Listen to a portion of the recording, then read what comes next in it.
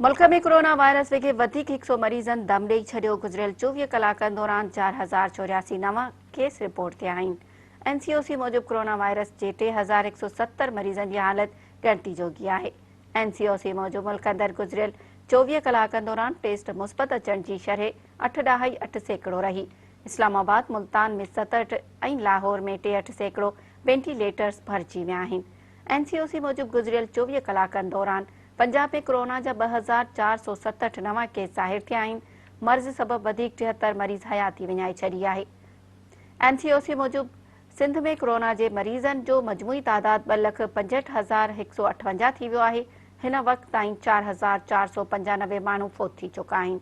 NCOC मूजिबि पंजाब में corona जे मरीज़नि जो अंग 2,17,694 आहे ऐं 6,319 माण्हू वायरस में मुब्तला थी करे हयाती विञाए चुका आहिनि।